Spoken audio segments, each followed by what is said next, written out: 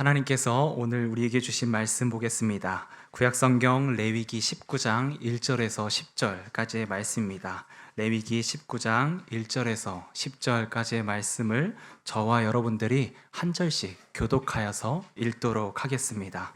여호와께서 모세에게 말씀하여 이르시되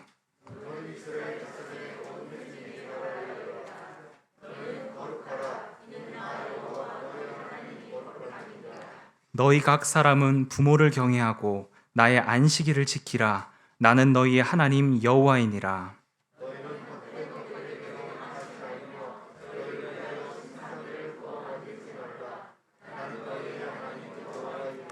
너희는 화목 제물을 여호와께 드릴 때에 기쁘게 받으시도록 드리고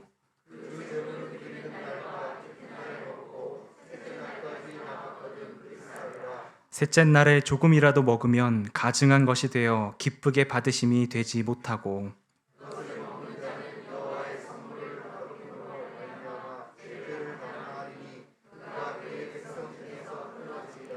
너희가 너희의 땅에서 곡식을 거둘 때에 너는 밭 모퉁이까지 다 거두지 말고 내 떨어진 이삭도 줍지 말며 내 포도원의 열매를 다 따지 말며 내 포도원에 떨어진 열매도 줍지 말고 가난한 사람과 거류민을 위하여 버려두라. 나는 너희의 하나님 여호와이니라. 아멘. 오늘은 세움행전 세 번째 시간으로 거룩에 관한 제목으로 말씀을 함께 나누고자 합니다. 이 땅을 살아가는 사람들은 모두 다 하나님의 부르심 가운데 살아가게 됩니다. 우리를 하나님께서 부르시는 그 부르심에 우리가 응답하며 잘 살아가는 것이 성도의 삶입니다. 그렇다면 하나님께서 우리를 부르시는 그 부르심을 크게 이제 세 가지로 구분할 수 있는데요. 저는 하나님께서 우리를 부르시는 부르심은 이 땅을 살아가면서 세 개의 큰 부르심이 있다라고 생각을 합니다. 첫 번째는 이 땅에 생명애로의 부르심이 있다. 다시 말해서 하나님께서 우리로 하여금 이 땅을 살아가게 부르셨잖아요. 그래서 소생의 부르심이 있다라고 생각을 합니다. 두 번째는 하나님의 자녀로의 부르심입니다. 소명의 부르심입니다. 세 번째는 이 땅을 살아가고 난 후에 하나님 나라로의 부르심, 소천, 이 세 가지의 부르심에 우리가 어떻게 응답하며 아멘 하느냐에 따라서 성도의 삶이 완성되고 완성되지 않는다라고 이야기할 수 있습니다. 여러분들은 앞으로 살아가면서 이 세 가지 하나님의 부르심에 아멘으로 응답하시는 우리의 성도의 삶이 되기를 소망합니다. 이렇게 세 가지 개인적인 부르심도 있지만 공동체애로의 부르심도 있습니다. 오늘 여기에 모여서 우리가 함께 예배하는데요. 이 예배의 공동체를 헬라어로는 에클레시아라고 부릅니다. 이 에클레시아라고 하는 단어는 세 가지 단어의 합성어입니다. 에크라고 하는 것은 밖으로라는 뜻이고요. 클레오라고 하는 것은 칼레오, 부르다라는 뜻이고, 우시아라고 하는 뜻은 사람들이라는 말입니다. 그래서 다시 말해서 하나님께서 밖으로 불러낸 사람들이 모여 있는 곳, 그곳이 교회입니다. 하나님의 속성은 하나님께서 사람들을 불러내셔서 세상의 길을 걷고 있는 사람들을 하나님의 길로 가도록 만드시는 것이 하나님의 마음이며 속성인 것 같습니다. 그래서 하나님은 성경을 읽어보면 부르시는 게 취미인 것 같아요. 사람들을 계속 부르세요.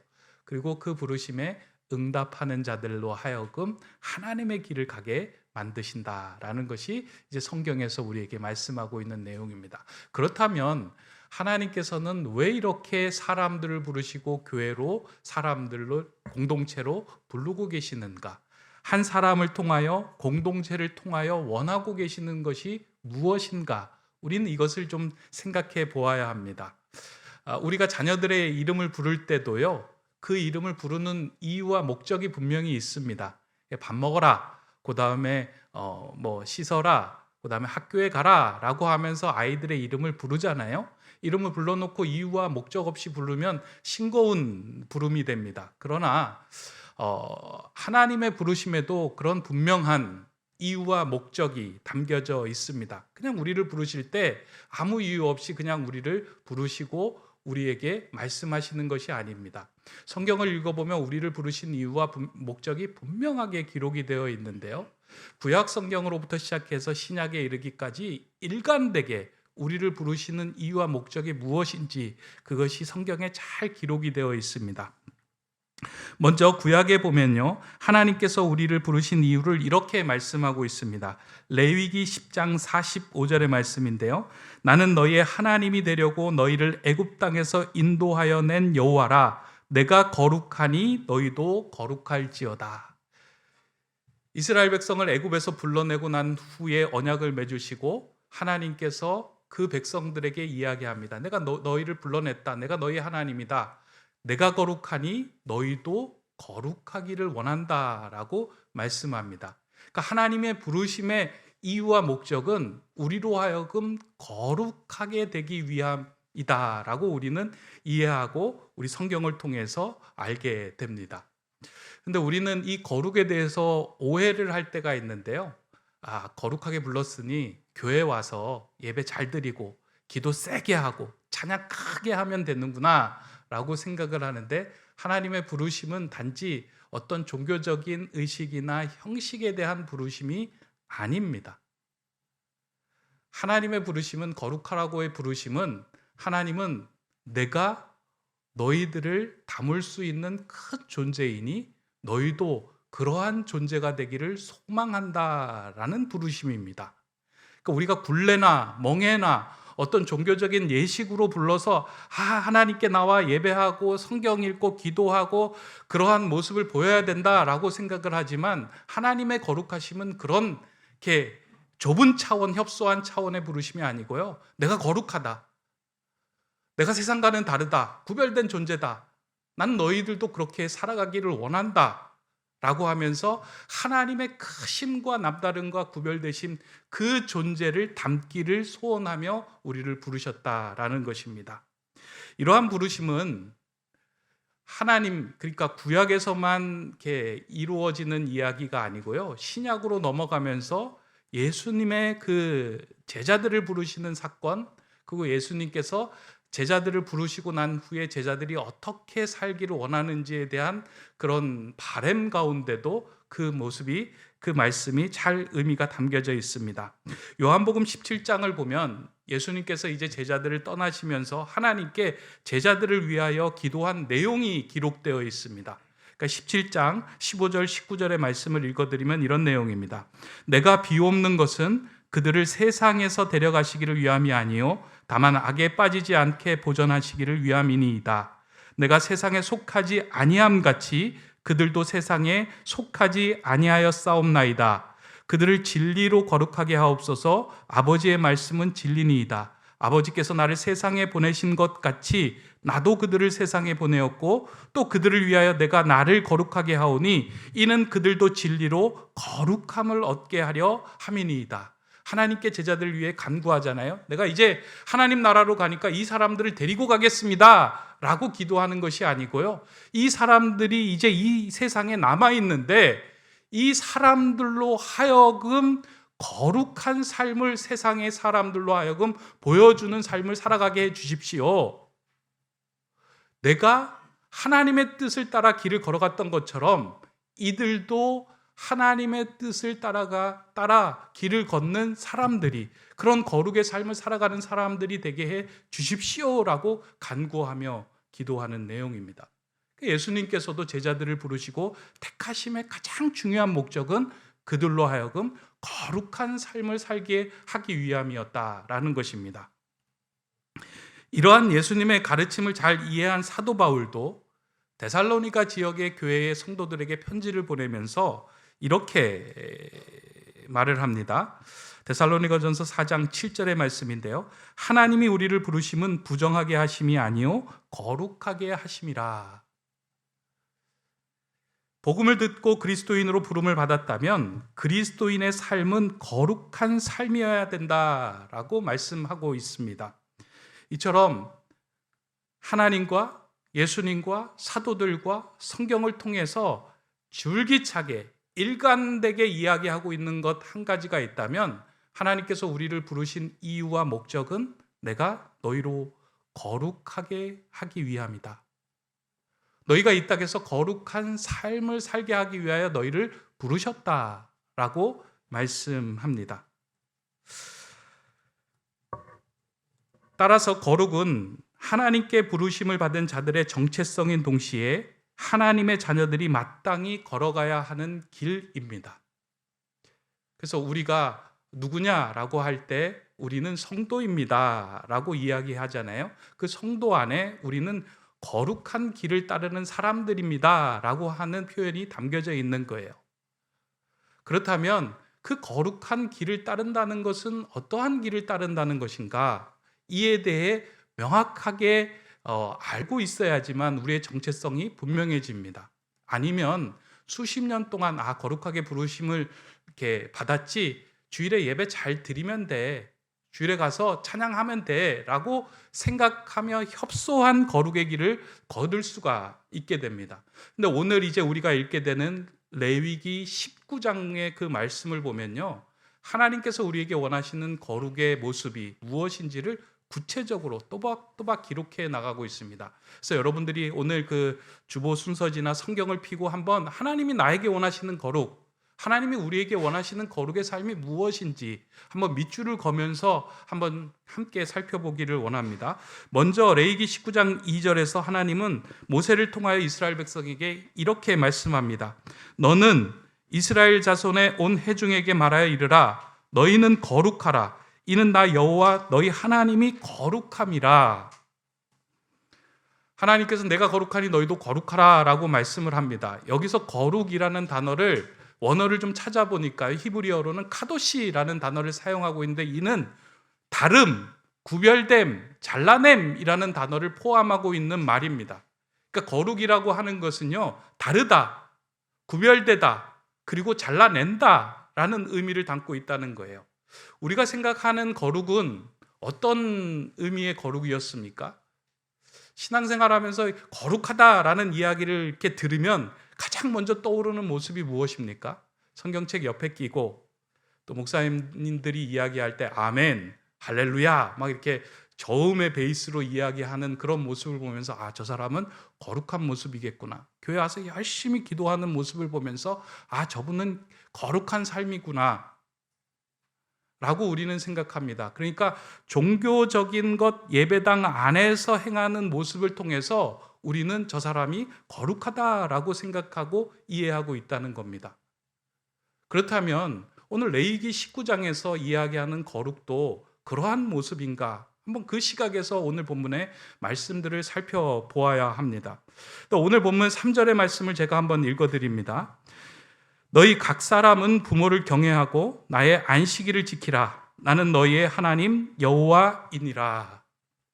하나님이 내가 거룩하니 너희도 거룩하라 라고 말씀하고 난 다음에 거룩이 무엇인지 이제 구체적으로 설명하시는 내용이에요.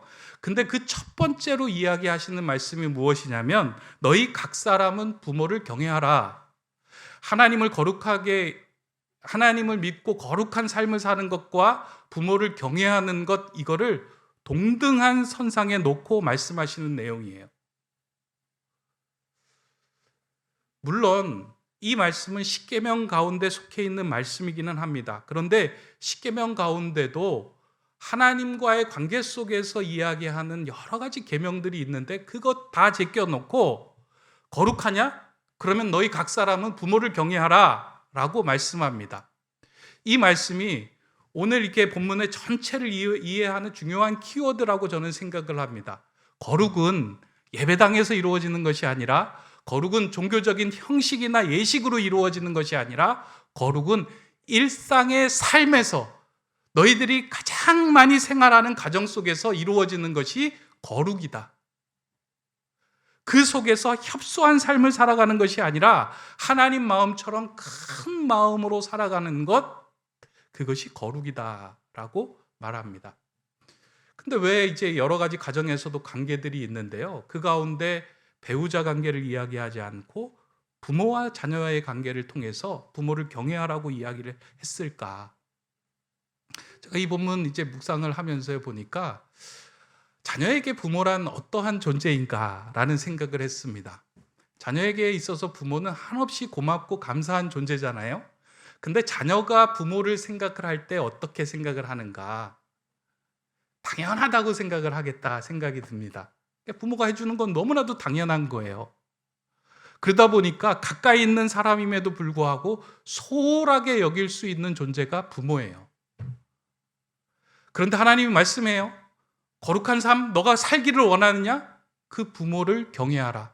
경외한다는 건 그 말씀을 무겁게 듣는다는 거예요.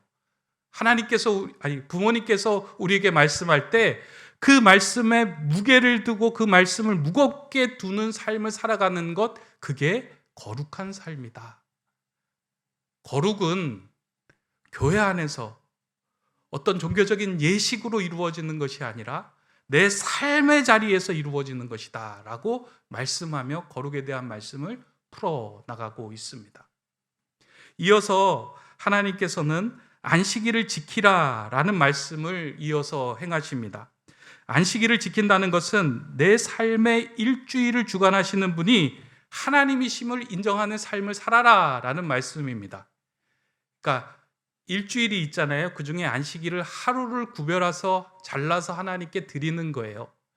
일주일 전체도 하나님께서 나에게 주신 삶이지만 이 삶이 하나님께서 내게 주신 삶임을 인정하며 일부를 잘라서 이날만큼은 내가 하나님께 집중하며 하나님께 나의 마음과 중심을 드립니다 하고 하나님께 드리는 날이 안식일이에요.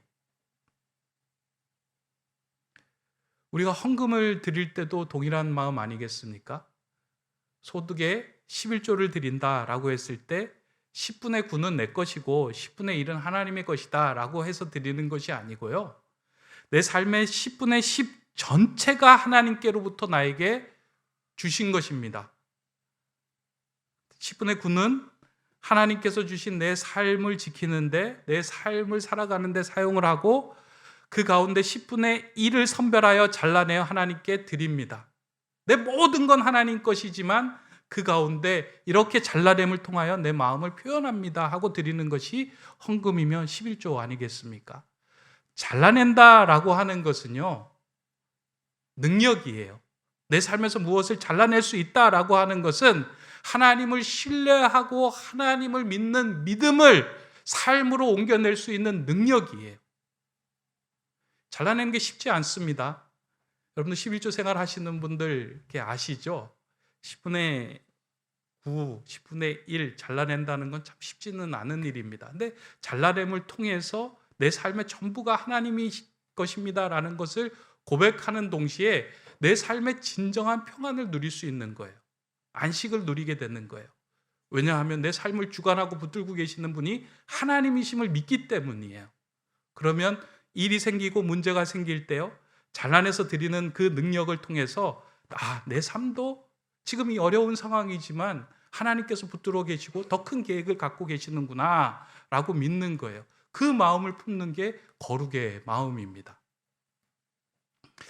구약 성경에서 이러한 거룩한 삶을 살아갔던 대표적인 인물, 여러 사람이 있지만 그 중에 한 명을 꼽으라고 한다면 요셉을 꼽을 수 있을 겁니다. 요셉의 삶을 보면 거룩한 삶이었어요. 구별된 삶이었어요. 대표적인 예로 이제 성경에 등장하는 것이 자신이 섬기고 있는 집에 그 여주인이 자신을 유혹하는 자리에서 요셉이 했던 반응이죠. 어떻게 해요? 단칼에 잘라내요. 그리고 그 자리를 피합니다. 구별되고 잘라낼 수 있는 힘을 가지고 있는 그 요셉의 삶을 하나님께서는 귀히 여기시고 사용하시는 거예요. 거룩에서 능력이 나오는 거예요. 그래서 하나님께서 내가 거룩하니 너희도 거룩하라 라고 하는 것은 나한테 예배 잘 드리고 종속된 사람으로 살아가라 라고 하는 그 이야기가 아니고요, 내가 크니 너도 큰 사람으로 살아가라, 큰 존재로 살아가라 라는 거예요. 그런 말씀을 하고 그 거룩이 능력이기 때문에 계속해서 우리를 부르시고 그 거룩하게 살기를 요청하신 것입니다. 하나님은 이렇게 거룩에 대해서 말씀하시면서 또한 구체적인 예 하나를 더 들어서 우리에게 말씀합니다. 그거는 하나님과의 관계 속에서 이루어지는 말씀인데, 본문 5, 6절을 보면 하나님께 드리는 제사를 통해서 우리가 하나님 앞에서 사람 앞에서 어떠해야 하는지를 다시 한번 짚어줍니다.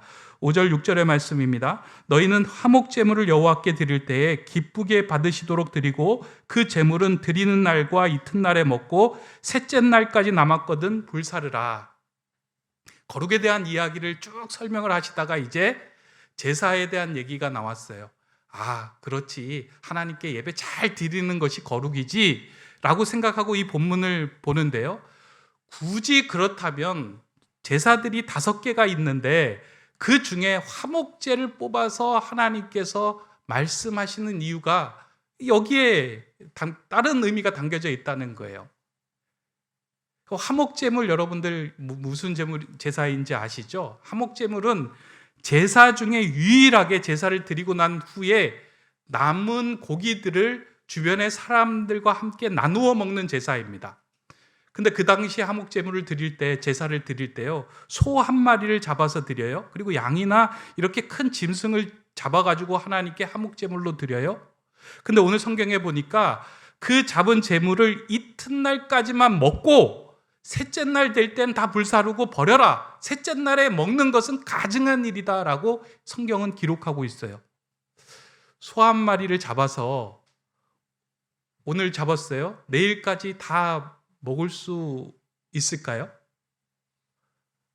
예, 뭐 요즘 보니까 먹방의 그 대가들은 한 2-3사람 모이면 소 한 마리 먹겠다 생각이 들지만 먹기 쉬운 일이 아닙니다. 근데 하나님은 그렇게 얘기해요. 소 한 마리 잡았지? 이튿날까지 다 먹어. 이건 무슨 의미예요? 내 이웃들하고 이 잡은 음식을 나누어 먹어라 라고 이야기를 합니다. 근데 여러분 이렇게 한번 보세요. 제가 소를 잡았어요.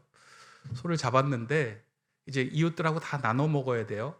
근데 이웃들하고 관계가 안 좋은 사람들에게 제가 그 고기를 건네주는 게 쉬울까요? 어려울까요? 그 힘을 내고 제가 고기를 건네줬어요. 근데 이웃이 그 고기를 받았어요. 저 사람 나한테 기분도 안 좋은데 고기 줬어? 확 버려요. 관계가 좋지 않은 상황에서 전해주는 것, 그것이 상대방이 그것을 먹어주지 않으면 화목제물이 온전하게 제사가 이루어지지 않는 거예요. 화목제사가 온전하게 이루어지려면 하나님께 드리는 제사 후에 사람들과의 관계 속에서 맺혔던 것들이 다 풀려지고 서로 음식을 나눌 때 아름다운 화목제사가 이루어진다는 의미입니다. 그러니까 거룩은 하나님께 제사 드리는 것으로 끝나는 것이 아니고요, 나하고 저 사람과의 관계에서 불편함이 있는 것들을 다 풀어내는 것과 연결되어서 거룩이 완성이 된다. 예배가 완성이 된다 하는 말씀입니다. 하나님은 여기에서 그치지 않고 또 오늘 본문에 보니까 한 걸음 더 나아가 거룩이 무엇인지를 이렇게 말씀합니다. 9절 10절의 말씀입니다. 너희가 너희의 땅에서 곡식을 거둘 때 너는 밭 모퉁이까지 다 거두지 말고 내 떨어진 이삭도 줍지 말며 내 포도원의 열매를 다 따지 말며 내 포도원에 떨어진 열매도 줍지 말고 가난한 사람과 거류민을 위하여 버려두라. 나는 너희의 하나님 여호와이니라. 거룩, 그 말씀을 하시면서 그 관계를 이웃으로, 내가 알지 못하는 사람까지 확장을 해주면서 크기를 넓혀 가십니다. 하나님 그게 거룩이라고 이야기해요.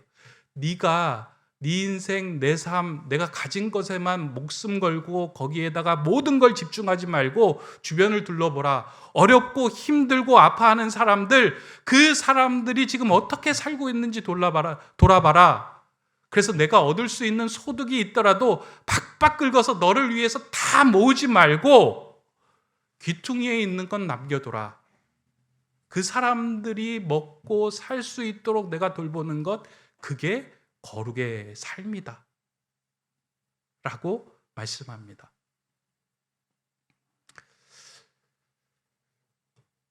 오늘 본문의 말씀을 자세히 들여다보면 거룩은 우리의 종교적인 행위로, 그리고 이 예배당 안에서 이루어지는 것이 아님을 우리에게 명확하게 보여주는 걸 우리가 보게 되고 깨닫게 됩니다. 일상에서의 삶으로부터 거룩이 이루어져야 한다. 기영도 시인이 그래서 쓴 시 가운데 너희가 성경에만 밑줄을 긋지 말고 삶의 밑줄을 거라라는 말이 이렇게 식구가 있습니다. 다시 말해서 거룩이라는 것은 우리의 삶의 자리에서 어떻게 하나님의 마음을 품고 이웃과 내 자신을 바라보며 살아갈 수 있을까?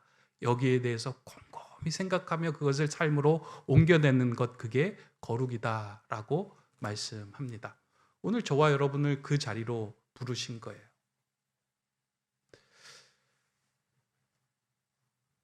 그런데 우리는 신앙생활 하면서요, 이미 세상의 길에 오리엔테이션이 많이 되어 있어요.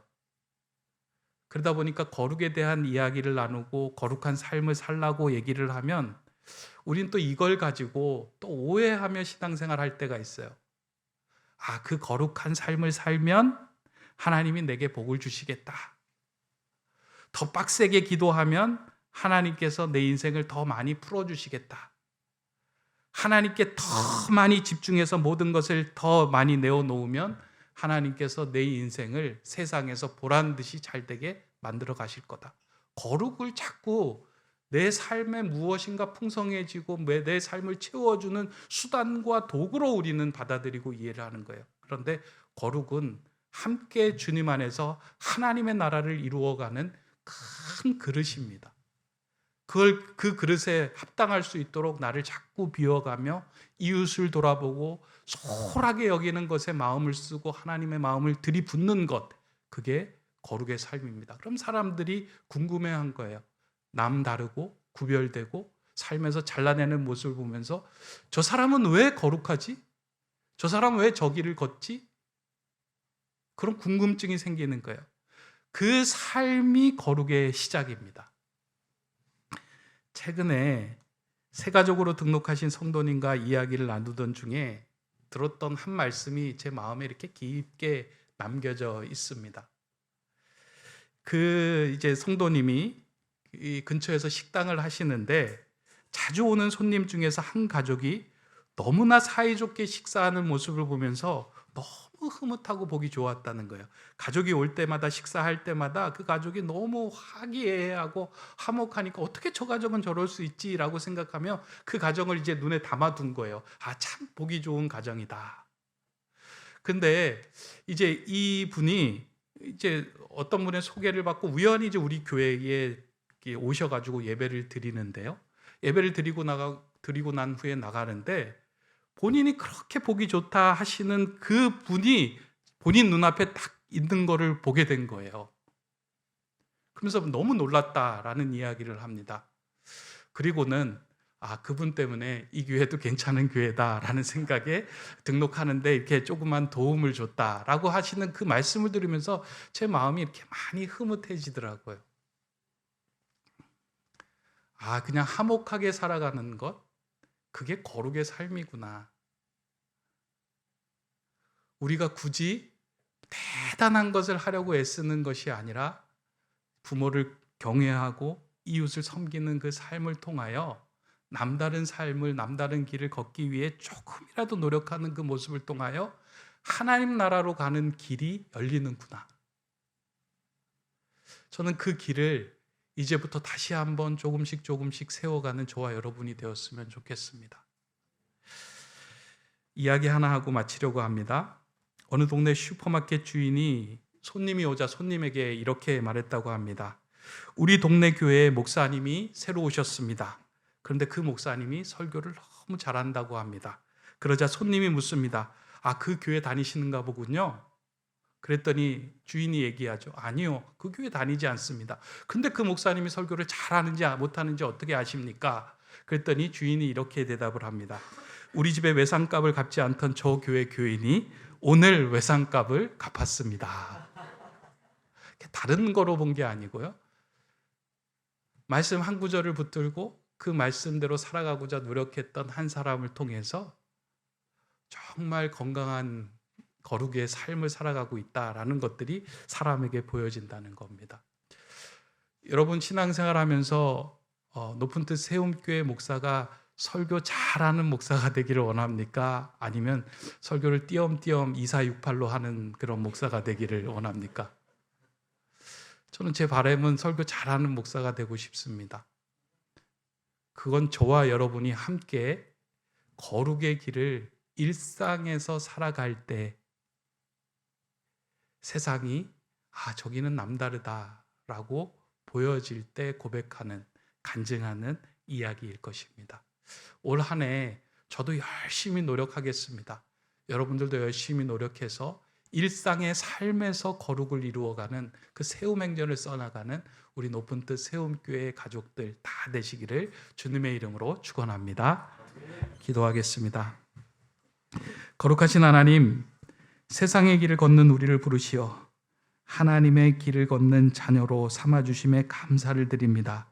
이제 거룩한 삶으로의 부르심에 따라 구별된 삶을 살기를 소망합니다. 내가 서 있는 자리로부터 시작하여 이웃까지 하나님의 마음으로 다가서게 하시고 생활의 밑줄을 그으며 살아가는 그리스도인 성도의 삶이 되게 하여 주시옵소서. 길과 진리와 생명이신 예수 그리스도의 이름으로 기도드립니다. 아멘.